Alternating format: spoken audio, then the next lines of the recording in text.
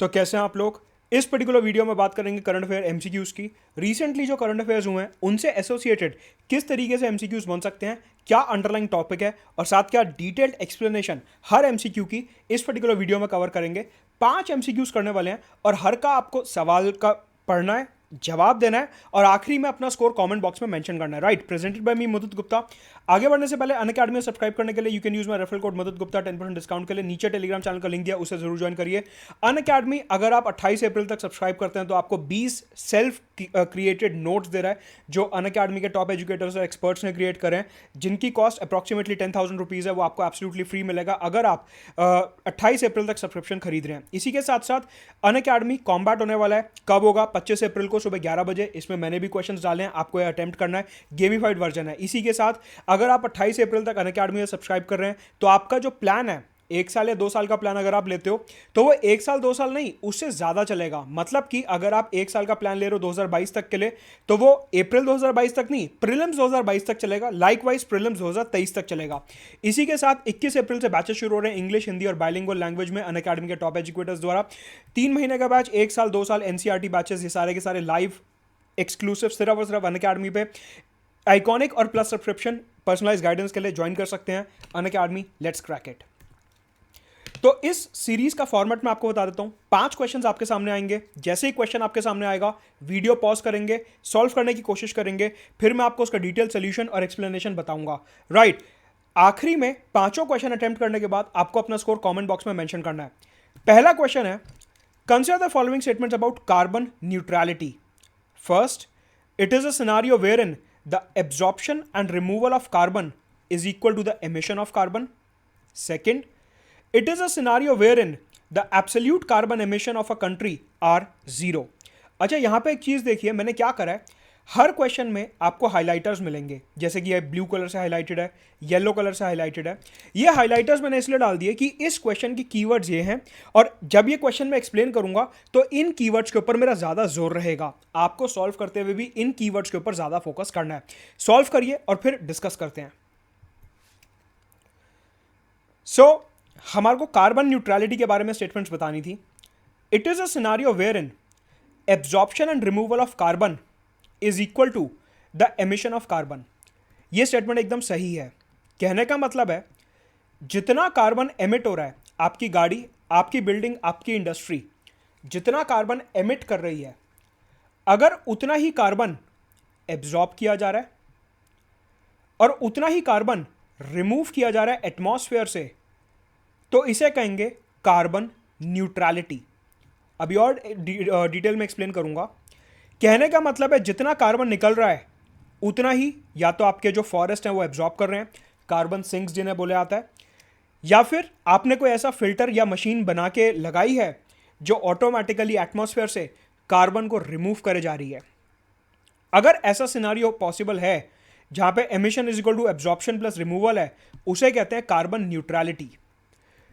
Second statement, it is a scenario where in the absolute carbon emission of a country are zero. देखिए, absolute carbon emission zero होगा, यह carbon neutrality नहीं होता। Carbon neutrality होता है कि जितना कार्बन आपने एमिट करा है उतना ही आप एब्जॉर्ब कर रहे हो, उतना ही आप रिमूव कर रहे हो। उसे कहा जाता है net zero carbon neutrality. Absolute carbon अगर जीरो है उसे कार्बन न्यूट्रलिटी नहीं बोलते। एब्सोल्यूट कार्बन एमिशन का मतलब होता है कि मान लीजिए आपके देश में एक भी इंडस्ट्री नहीं है, एक भी गाड़ी नहीं है, कोई हवाई जहाज नहीं उड़ रहा। उस केस में एब्सोल्यूट कार्बन एमिशन आपका जीरो हो जाएगा कि कार्बन एमिट ही नहीं हो रहा है। उसे कहते हैं एब्सोल्यूट कार्बन एमिशन। यहां पे हम बात कर रहे हैं कार्बन न्यूट्रलिटी की। बेसिकली यहां पे हम बात कर रहे हैं रिलेटिव कार्बन लेवल्स की। We are talking about relative carbon levels. हम यहां पे बात कर रहे हैं रिलेटिव कार्बन लेवल्स की, एब्सोल्यूट की बात नहीं कर रहे। एब्सोल्यूट कार्बन एमिशन तो होगा ही होगा, वो तो भूटान में भी होगा कि कोई गाड़ी चल रही है, एरोप्लेन है, कोई फैक्ट्री इंडस्ट्री लगी हुई है।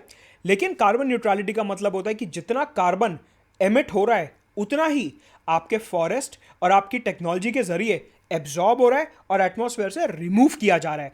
राइट, तो एक चीज ध्यान रखनी है, क्या कि ये एब्जॉर्प्शन ऑफ कार्बन के लिए कार्बन सिंक्स मतलब कि फॉरेस्ट लगाना बहुत जरूरी है। सवाल उठता है, जो पूरा का पूरा टॉपिक मैंने डिस्कस करा है न्यूज में क्यों था। आपको पता होगा रिसेंटली अमेरिका के एक एम्बेसडर जॉन कैरी ये इंडिया आए हुए थे। तो जॉन कैरी ने एक बात रखी कि दुनिया के जितने भी बड़े बड़े देश हैं, European union, France, Germany, USA, ये सारे देश नेट कार्बन जीरो एमिशंस की बात कर रहे हैं। मतलब कि ये सारे के सारे देश बात कर रहे हैं कि 2050 से 60 तक हमारे को नेट कार्बन एमिशन जीरो कर देने चाहिए, हमारे को net zero carbon emission achieve करने चाहिए। मतलब कि उन्होंने ये बोला कि 2050-60 तक ऐसी टेक्नोलॉजी लेके आओ, इतने फॉरेस्ट लगा दो कि जितना कार्बन आप एमिट कर रहे हो उतना ही आप एब्जॉर्ब भी कर रहे हो। इंडिया ने इस चीज़ के लिए मना कर दिया। इंडिया ने बोला देखो, हम आज की तारीख में फॉलो कर रहे हैं पेरिस क्लाइमेट डील, जो कि हमारे को 2030 तक अचीव करनी है। आपको पता होगा कि पेरिस क्लाइमेट डील जो कि 2020 में इंप्लीमेंट हुई थी, वो हमारे को 2030 तक पूरी करनी है। इंडिया ने बोला कि पहले मेरा फोकस रहेगा 2030 पे, कि मैं पहले पेरिस क्लाइमेट डील को इंप्लीमेंट करूंगा। एक बारी मैं सक्सेसफुली पेरिस क्लाइमेट डील को इंप्लीमेंट कर लूं, उसके बाद मैं नेट जीरो 2050 की बात करूंगा। अभी मैं नेट जीरो की कोई बात नहीं करना चाहता। आज की तारीख में पेरिस क्लाइमेट डील के अंदर इंडिया के जो टारगेट हैं, वो टारगेट है कि बाय 2030 इंडिया जो है अपनी एमिशन इंटेंसिटी को 33 से 35% तक कम करना चाहता है। मतलब कि इंडिया की जो कार्बन एमिशन इंटेंसिटी है, उस कार्बन एमिशन इंटेंसिटी को इंडिया 33 से 35% तक कम करना चाहता है बाय 2030। मतलब कि इंडिया ने अभी नेट जीरो के रिगार्ड में कोई भी वादा नहीं करा है। हाँ, बड़े बड़े देश जैसे कि चाइना ने बोला है कि हम 2060 तक नेट जीरो अचीव करने की कोशिश करेंगे, जितना एमिशन उतना ही एब्जॉर्प्शन। यूएस और यूरोपियन यूनियन ने बोला कि हम 2050 तक नेट जीरो अचीव करने की कोशिश करेंगे, कि 2050 तक जितना एमिशन उतना एब्जॉर्प्शन। इंडिया ने बोला मैं पहले 2030 पे फोकस करूंगा और जितने मेरे एमिशंस हो रहे हैं उस एमिशन इंटेंसिटी को 33 से 35% तक कम करने की कोशिश करूंगा। साथ के साथ मैं फॉरेस्ट मतलब कि कार्बन सिंक लगाने की कोशिश करूंगा 2.5 से 3 billion ton of carbon equivalent. 2.5 से 3 billion ton of carbon equivalent के मैं कार्बन सिंक्स लगाने की कोशिश करूंगा। पहले मेरा फोकस नेट जीरो एमिशन पे अभी नहीं है। तो यह चीज आपको ध्यान रखनी है कि इंडिया का यहां पे क्या स्टैंड है और करंट अफेयर्स में यह सब क्यों रहा है। अगला सवाल, which of the following contribute या contributes towards the cost push inflation? Rising M3 money supply, rising prices of steel, cement and fertilisers, instability in the Middle East, या फिर एल नीनो? पॉज करके सॉल्व करिए और फिर discuss करते हैं इसका सोल्यूशन। आपको पता है कि अगर हम इन्फ्लेशन की बात करते हैं तो इन्फ्लेशन जो है वो दो तरीके की होती है। एक होती है कॉस्ट पुश इन्फ्लेशन और एक होती है demand pull inflation. Demand pull inflation वो इन्फ्लेशन होती है जो मार्केट में डिमांड की वजह से जनरेट होती है। डिमांड पुल इन्फ्लेशन वो होती है जो तब आती है जब मार्केट में M3 मनी सप्लाई बहुत ज़्यादा है। मतलब कि लोगों के हाथ में पैसा इतना ज़्यादा हो गया कि वो कुछ कुछ खरीदे जा रहे हैं। इतना ज़्यादा पैसा हो गया उनके हाथ में कि रोज़ उन्हें कोई नए कपड़े, नए electronics, TV, fridge, washing machine, नए मोबाइल फ़ोन, नई गाड़ी, मोटर बाइक खरीदना ही खरीदना है। अगर आप ज़्यादा से ज़्यादा कुछ डिमांड कर रहे हो, उस वजह से जो इन्फ्लेशन आती है उसे कहा जाता है demand pull inflation. Demand pull inflation के पीछे जो सबसे बड़ा फैक्टर होता है वो होता है M3 मनी सप्लाई, कि लोगों के हाथ में पैसा इतना ज़्यादा आ गया कि वो कुछ ना कुछ नया डिमांड कर रहे हैं। वेराज दूसरी साइड होती है cost push inflation. Cost push inflation ऐसी इन्फ्लेशन होती है जो आपको पता है कि फैक्टर्स ऑफ प्रोडक्शन क्या होते हैं? लैंड, लेबर और कैपिटल। अगर लैंड, लेबर और कैपिटल का कॉस्ट बढ़ रहा है, लैंड का रेंट बढ़ गया, लेबर ने वेजेस बढ़ा दिए, या फिर जो कैपिटल आपकी मैन्युफैक्चरिंग में लग रहा है जैसे कि रॉ मटेरियल, खाना, स्टील, सीमेंट एटसेट्रा, अगर इन सब चीज़ों के प्राइसेस बढ़ रहे हैं तो उसे कहा जाता है कॉस्ट पुश इन्फ्लेशन, कि आपके जो इनपुट्स हैं वो महंगे हो गए हैं। यहां पे हमसे पूछा है कि इन चारों में से कौन सा फैक्टर कॉस्ट पुश इन्फ्लेशन की तरफ हमारे को लेके जाता है। देखिए, अगर हम राइजिंग मनी सप्लाई की बात करें तो मनी सप्लाई बढ़ने से कॉस्ट पुश इन्फ्लेशन नहीं आता, इसके बढ़ने से आता है डिमांड पुल इन्फ्लेशन। तो पहला ऑप्शन तो गलत है। मतलब कि एलिमिनेट अगर करें तो ए गलत है, सी गलत है और डी गलत है। आंसर हो गया बी। इसी के साथ अगर हम और एक्सप्लेनेशन देखें, स्टील, सीमेंट, फर्टिलाइजर्स के अगर प्राइसेस बढ़ते हैं तो that will lead to cost push inflation. आपको पता है रिसेंटली भारत सरकार ने, मिनिस्ट्री ऑफ कॉमर्स ने कई बार ये रिपोर्ट निकाली है कि इनपुट्स के प्राइसेस बढ़ते जा रहे हैं। स्टील कंपनियां, सीमेंट कंपनियां, फर्टिलाइजर्स के दाम बढ़ते जा रहे हैं। मतलब कि रिसेंटली आपको पता होगा कि फर्टिलाइजर्स की एक कंपनी है जिसका नाम है इफ्को, इसके अलावा स्टील की कंपनी है Tata steel, Jindal steel, cement की कंपनी है अंबुजा, और ये सारी कंपनियां, इन्होंने अपने अपने पदार्थों के दाम काफ़ी ज़्यादा इंक्रीज कर दिए हैं। तो क्या हो रहा है, अगर स्टील का दाम बढ़ गया, सीमेंट का दाम बढ़ गया, तो हाईवे बनाने की कॉस्ट बढ़ गई, नई फैक्ट्री बनाने की कॉस्ट बढ़ गई। अगर फर्टिलाइजर्स के दाम बढ़ गए तो फिर किसानों को ज़्यादा खर्चा करना पड़ रहा है, खाना महंगा हो गया, इस तरीके से। तो कहने का मतलब है सेकेंड फैक्टर जो है वो कॉस्ट पुश इन्फ्लेशन की तरफ लेके जाता है। इनस्टेबिलिटी इन मिडल ईस्ट, आपको पता होगा अगर कभी भी सऊदी अरेबिया में अरामको की रिफाइनरी पे कोई भी छोटा सा भी ड्रोन अटैक हो रहा था तो तेल के दाम ऊपर चले आते हैं, या फिर कोई आतंकवादी हमला हो गया, यूएस ने कोई अटैक कर दिया, कोई पॉलिसी चेंज हो गया, अगर ये सब हो रहा है तो तेल के दाम ऊपर चले आते हैं। सीधी सी बात है, अगर तेल के दाम ऊपर जा रहे हैं तो इंडिया में जो ट्रक चल रहे हैं, गाड़ियां चल रही हैं, उनकी कॉस्ट भी ऊपर जाएगी। कहने का मतलब है हमारे यहाँ इनपुट कॉस्ट बढ़ जाएगा। एल नीनो, अगर एल नीनो आया मतलब कि बारिशें नहीं हुई, सूखा बढ़ गया, हमारी क्रॉप डिस्ट्रॉय हो गई, तो फूड इन्फ्लेशन आ जाएगा। मतलब कि खाने के दाम इतने ज़्यादा बढ़ जाएंगे कि अपने आप लेबर कहेगी कि हम कम सैलरी में काम नहीं कर सकते क्योंकि खाना बहुत महंगा हो गया, हमारी सैलरी इंक्रीज करो। कहने का मतलब है जो फैक्टर नंबर 2, 3 और 4 हैं, they lead to cost push inflation. इनकी वजह से डिमांड नहीं बढ़ रही, डिमांड तो उतनी ही है, लेकिन जो इनपुट कॉस्ट है लैंड लेबर कैपिटल की, वो इंक्रीज हो रही है इन फैक्टर्स की वजह से, और इसीलिए इन्हें कॉस्ट पुश फैक्टर्स बोला जाता है। अगर मैं बात करूं पहले फैक्टर की, तो ये डिमांड पुल इन्फ्लेशन की तरफ लेके जाता है। मतलब कि M3 मनी सप्लाई जो है वो डिमांड पुल इन्फ्लेशन बढ़ाती है, लेकिन ये जो फैक्टर्स हैं जैसे कि इंस्टेबिलिटी मिडिल ईस्ट में, El Nino, rising prices of steel, cement और फर्टिलाइजर्स, ये कॉस्ट इंक्रीज करते हैं, इनपुट कॉस्ट, और इसीलिए आंसर है B, 2, 3 and 4। I hope this question is clear to you. चलते हैं अगले सवाल पे। अच्छा, आगे बढ़ने से पहले आखिरी में जब आप पांचों क्वेश्चन अटेम्प्ट कर लो, अपना स्कोर कमेंट बॉक्स में जरूर लिखना, और नीचे डिस्क्रिप्शन बॉक्स में मेरा टेलीग्राम चैनल दिया, उसे जरूर ज्वाइन कर लो। जब भी मैं क्वेश्चन अपलोड करूंगा आपको पता चलता रहेगा। अगला सवाल है map based. Which of the following island और आइलैंड्स लाई और lies to the west of Madagascar? Madagascar के वेस्ट में इनमें से कौन सा आइलैंड लाई करता है? Mauritius, Seychelles, Comoros. पॉज करके सॉल्व करने की कोशिश करिए। So the answer is B, only 3। सिर्फ और सिर्फ कोमोरोस जो है वो मैडागास्कर के वेस्ट में लाई करता है। मैप से समझते हैं। देखिए, ये है इंडिया, इधर ये है मैडागास्कर,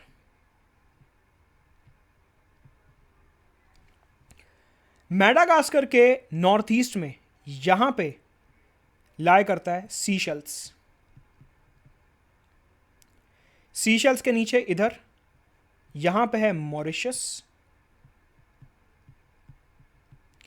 और यहां पे मैडागास्कर के वेस्ट में इधर यहां पे हैं कोमोरोस आइलैंड्स। इस तरीके से ये जो अफ्रीका के आइलैंड्स हैं ये अरेंज्ड हैं। मैडागास्कर के ईस्ट में सीशेल्स और मॉरिशस, और मैडागास्कर के वेस्ट में कोमोरोस आइलैंड्स। राइट, ये देखिए, ये रहा मैडागास्कर, मैडागास्कर के नॉर्थ ईस्ट में सीशेल्स, उसके ईस्ट में मॉरिशस, और उसके नॉर्थ वेस्ट में कोमोरोस आइलैंड्स। सवाल उठता है न्यूज़ में क्यों है? रिसेंटली इंडिया और सीशेल्स का एक समिट हुआ था। आपको ये दिख रहा होगा कि ये जो सीशेल्स, मॉरिशस, कोमोरोस हैं, ये इंडो पैसिफिक एरिया में लाई करते हैं। मतलब कि जो अपना इंडो पैसिफिक एरिया है वहाँ पे ये आइलैंड्स हैं। आपको पता है कि इंडिया हमेशा कोशिश करता है कि इंडो पैसिफिक में वो अपना एरिया ऑफ इन्फ्लुएंस इंक्रीज कर सके, इंडो पैसिफिक में वो अपना वर्चस्व बढ़ा सके। तो इंडो पैसिफिक पॉलिसी को ध्यान में रखते हुए सीशेल्स हमारे लिए काफ़ी इंपॉर्टेंट देश है। इंडियन ओशन रीजन में, ये जो पूरा का पूरा इंडियन ओशन रीजन है, यहाँ पे इंडिया एक पॉलिसी फॉलो करता है जिसका नाम है सागर पॉलिसी। सागर का मतलब होता है security and growth for all in the region. मतलब कि हम इस इंडियन ओशन रीजन में हर देश की सिक्योरिटी और ग्रोथ चाहते हैं। इस पॉलिसी को फॉलो करते हुए इंडिया जो है सीशेल्स के साथ अपने रिलेशंस को इंप्रूव कर रहा है।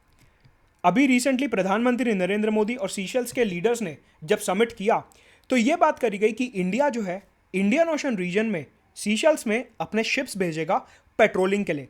पेट्रोलिंग का मतलब है कि हमारे जो शिप्स हैं वहाँ पे प्रॉपर तरीके से सिक्योरिटी चेक करेंगे कि कोई वहाँ पे पायरेट्स तो नहीं है, वहाँ पे कोई आतंकवादी खतरा तो नहीं है, सी लेन्स ऑफ कम्युनिकेशन प्रॉपर तरीके से सिक्योर हैं या नहीं है। साथ के साथ डेवलपमेंटल असिस्टेंस देगा इंडिया सीशेल्स को, मतलब कि हम उनके इंफ्रास्ट्रक्चर डेवलपमेंट में हेल्प करेंगे। कहने का मतलब है सागर पॉलिसी और नेबरहुड फर्स्ट पॉलिसी के अंडर। अब आप कहोगे सर को पता नहीं क्या हो गया है, ये कह रहे हैं सीशेल्स जो है वो नेबरहुड फर्स्ट पॉलिसी के अंडर आता है। जी हाँ, रिसेंटली प्रधानमंत्री नरेंद्र मोदी ने एक बात बोली थी। उन्होंने ये बोला था कि अभी तक हमारे दिमाग में एक नोशन रहता था कि नेबरहुड फर्स्ट का मतलब हो गया पाकिस्तान, नेपाल, चाइना, बांग्लादेश, म्यांमार। उन्होंने बोला कि ये जो सीशेल्स, मॉरिशस जैसे देश हैं या फिर ये मालदीव्स जो है इधर, ये हमारे समंदर से चिपके हुए हैं, मतलब कि समंदर के रास्ते से ये हमारे पड़ोसी हैं। और इस वजह से क्योंकि ये हमारे समंदरी पड़ोसी हैं, ये हमारे समंदरी नेबर्स हैं, इसलिए ये नेबरहुड फर्स्ट पॉलिसी का भी पार्ट हैं। कहने का मतलब है पहले हमारे दिमाग में एक बात होती थी कि जो नेबरहुड फर्स्ट पॉलिसी है वो सिर्फ और सिर्फ हमारे ये जो लैंड बेस्ड नेबर्स हैं इन्हीं में लगती है, पाकिस्तान वगैरह पे नहीं। रिसेंटली प्रधानमंत्री ने एक बात बोली कि ये जो हमारे समंदर बेस्ड नेबर्स हैं, सीशेल्स, मॉरिशस, कोमोरोस, मालदीव्स, इन पे भी नेबरहुड फर्स्ट पॉलिसी लगेगी क्योंकि ये हमारे समंदर के जरिए नेबर्स हैं। तो यहां पे नेबरहुड फर्स्ट पॉलिसी लग रही है, सागर पॉलिसी लग रही है, इंडो पैसिफिक की पॉलिसी लग रही है कि इंडो पैसिफिक में हम अपना खुद का वर्चस्व इंक्रीज करना चाहते हैं। तो ये सारी चीजें देखते हुए इंडिया ने सीशेल्स के साथ सिक्योरिटी और जॉइंट डेवलपमेंटल कोलैबोरेशन प्रमोट करने की कोशिश करी है। राइट, अगला question, consider the following statements about secularism in India. Recently news में रहा है काफी ज्यादा। क्वेश्चन क्या है? Article 26 of the Indian constitution empowers only citizens of India to own and hold movable and immovable property in India. यह सीधा constitution से स्टेटमेंट ली गई है। Second, in case of a dispute with regards to the nature of a religious site, अगर किसी धार्मिक स्थल को लेकर कोई डिस्प्यूट होता है, the same status of the site shall be maintained as on the enactment date of places of worship special provisions act 1991। आपको करेक्ट स्टेटमेंट बताना है। पॉज करके रीड करिए, सॉल्व करने की कोशिश करिए, फिर एक्सप्लेन कर रहा हूं।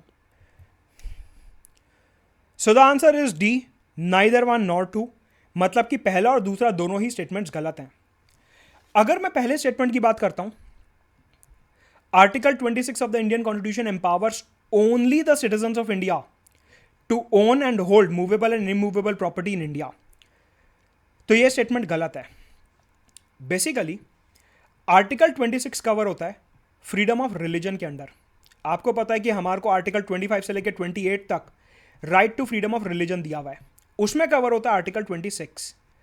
आर्टिकल 26 हमारे को कहता है कि हम अपनी मर्जी से अपने रिलीजियस अफेयर्स को देश में मैनेज कर सकते हैं और हम चाहें तो मूवेबल और इमूवेबल प्रॉपर्टी ओन कर सकते हैं रिलीजन के नाम पे। कहने का मतलब है आर्टिकल 26 हमारे को एम्पावर करता है। फॉर एग्जांपल मानिए कि आपने देखा होगा कि गुरु नानक देव के नाम पे काफ़ी सारे हॉस्पिटल्स खोले हुए हैं, एम्बुलेंसेज होती हैं, वो क्या है? मूवेबल एंड इमूवेबल प्रॉपर्टी की। जो अलग अलग सिख संस्था हैं उन्होंने रिलीजन के नाम पे, चैरिटेबल ट्रस्ट के नाम पे, गुरु नानक देव के नाम पे हॉस्पिटल बनवाया, इमूवेबल प्रॉपर्टी, और फिर वही हॉस्पिटल्स अपनी एम्बुलेंसेज लाते हैं, मूवेबल प्रॉपर्टी। हॉस्पिटल हो गया इमूवेबल प्रॉपर्टी जो हिल नहीं सकता, एम्बुलेंस हो गई मूवेबल प्रॉपर्टी जो इधर से उधर चल सकती है। लाइकवाइज आपने देखा होगा कि रिलीजन के नाम पे ही कई बार अलग अलग संस्थाएं बना दी जाती हैं जहाँ पे लोग चैरिटी करने जाते हैं, या फिर ओल्ड एज होम्स बना दिए जाते हैं रिलीजन के नाम पे ही, या फिर रिलीजियस इंस्टीट्यूशंस ही अपने अपने अलग अलग दान करने वाले स्थल बना देते हैं कि आप यहाँ पे आइए, जो आपको दान पुण्य करना है करिए और हम उस पैसे का सदुपयोग करेंगे। इस तरीके से मूवेबल, इमूवेबल, चैरिटी ट्रस्ट वगैरह बनाए जा सकते हैं आर्टिकल 26 के अंडर। स्टेटमेंट नंबर 1 ये कहता है कि ये काम इंडिया में सिर्फ सिटीजन्स कर सकते हैं। ये स्टेटमेंट गलत है। आर्टिकल 26 जो दिया गया है वो सिटीजन्स और फॉरेनर्स दोनों को दिया गया है। मतलब कि बाहर से अगर कोई व्यक्ति आके, लड़े से कोई क्रिश्चियन व्यक्ति बाहर से आके इंडिया में कोई Christian movable, immovable property acquire करना चाहते हैं तो वो कर सकते हैं रिलीजन प्रमोट करने के लिए, they are totally allowed. Citizens भी कर सकते हैं, फॉरेनर्स भी कर सकते हैं। तो ये जो यहां पे बात लिखी है empower only the citizens of India, ये स्टेटमेंट गलत है। मतलब कि ये जो right to freedom of religion दिया गया है, right to manage your own religious affairs दिया गया है, ये सिटीजन्स और फॉरेनर्स दोनों को दिया गया है। सेकेंड स्टेटमेंट पे आ जाते हैं। In case of a dispute with regards to nature of a religious site, कोई रिलीजियस साइट है, अगर उसको लेके डिस्प्यूट है कि यहां पे पहले मंदिर था, या यहां पे पहले मस्जिद थी, या यहां पे पहले चर्च था, या यहां पे पहले गुरुद्वारा था, अगर ऐसा कोई डिस्प्यूट खड़ा होता है हिंदुस्तान में आज की तारीख में, तो यह बोला गया कि हमारे यहां एक कानून है जिसका नाम है places of worship special provision act 1991। यह कानून का नाम ध्यान रखना है, आजकल न्यूज में रहा है काफी ज्यादा, अभी एक्सप्लेन करूंगा क्यों रहा है। यह कानून यह बोलता है कि अगर किसी रिलीजियस साइट को लेकर डिस्प्यूट है कि इस साइट पे पहले मंदिर था, मस्जिद था, गुरुद्वारा था या चर्च था, आपको डिस्प्यूट करने की जरूरत नहीं है। जो स्टेटस उसका 15 अगस्त 1947 को था, मतलब कि 15 अगस्त 1947 को उधर जो बना हुआ था वो ही बना रहेगा। फॉर एग्जाम्पल आसान तरीके से देखते हैं, वाराणसी के लोकल कोर्ट में केस आया, वाराणसी के लोकल कोर्ट में यह केस आया कि जो काशी विश्वनाथ का मंदिर है, इधर एक ज्ञानवापी मॉस्क है। जो काशी विश्वनाथ मंदिर की साइट है, यहां पे ज्ञानवापी मॉस्क है। कुछ लोगों ने एक पिटीशन डाली कि ये जो ज्ञानवापी मॉस्क है, ये मॉस्क गलत तरीके से खड़ी हुई है और इस मॉस्क की जगह एक्चुअल में काशी विश्वनाथ का मंदिर होना चाहिए। मतलब कि कुछ लोगों ने वाराणसी के लोकल कोर्ट में ये केस डाला कि देखिए ये जो मॉस्क है ये डिस्प्यूटेड है और ये मॉस्क की जगह काशी विश्वनाथ मंदिर होना चाहिए।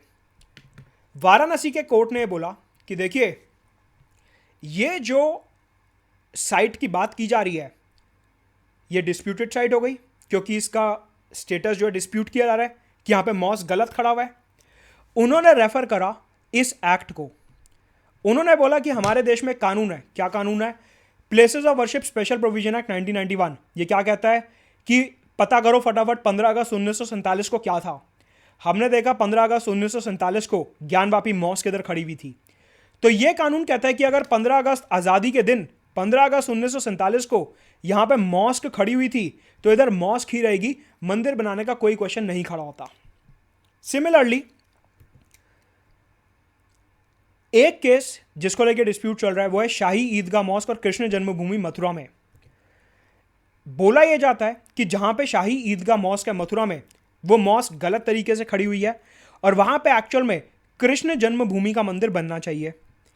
इस पर्टिकुलर साइट के ऊपर भी सेम कानून लगाया गया और यह बोला गया कि यहां पे क्योंकि 15 अगस्त 1947 को शाही ईदगाह मॉस्क थी तो यहां पे अब शाही ईदगाह मॉस्क ही रहनी चाहिए, कृष्ण जन्मभूमि मंदिर नहीं बनना चाहिए। तो यहां पे कई सारी पिटीशंस चालू हैं और हाई कोर्ट में भी मसला गया है, इलाहाबाद हाई कोर्ट में। तो ये केस अभी चल रहा है, आपको केस में जाने की ज़्यादा ज़रूरत नहीं है, जो भी फाइनल वर्डिक्ट आएगा मैं बता दूंगा। अभी आपको सिर्फ इतना ध्यान रखना है कि ये जो कानून है ये रिलीजियस साइट्स का डिस्प्यूटेड स्टेटस जो है वो तय करता है और ये कानून के तहत हिंदुस्तान में जितनी भी रिलीजियस साइट्स हैं उनका जो स्टेटस 15 अगस्त 1947 को था वही स्टेटस आज भी रहेगा, एक्सेप्ट अयोध्या। वो इसलिए क्योंकि ये जो कानून है ये 1991 में इंप्लीमेंट किया गया था और उस टाइम पे अयोध्या का मसला जो था वो कोर्ट में पेंडिंग था।